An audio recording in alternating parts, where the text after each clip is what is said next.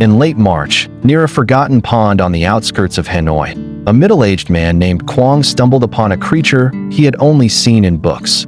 A pale, feathery-gilled axolotl, barely moving among decaying leaves and stagnant water.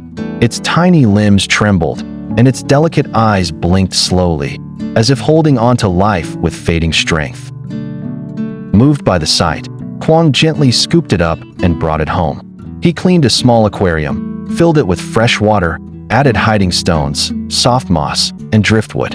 He researched tirelessly, preparing gourmet meals, finely sliced fish, bloodworms, and shrimp.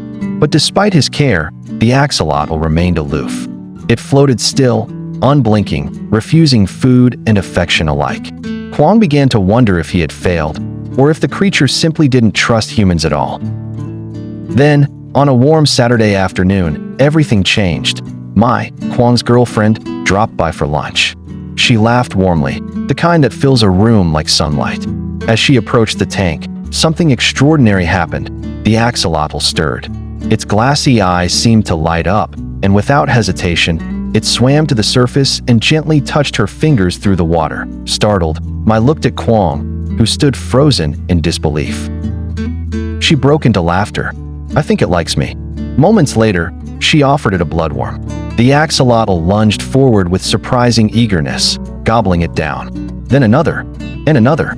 Its translucent tail flicked with excitement. It was as if the little amphibian had waited, not for food, but for her. Quang could only smile. The creature he had rescued, nursed, and worried over had finally awakened, but not for him.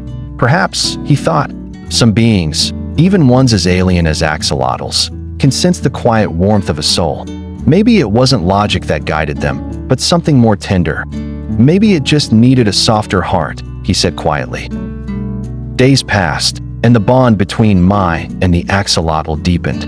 It would swim to her whenever she entered the room, press its head to the glass where her hand lingered, and eat only when she was near. Quang, though slightly envious, began to admire the odd connection. He started calling it Tia, after Mai's childhood nickname. Sometimes, love doesn't bloom where we expect it.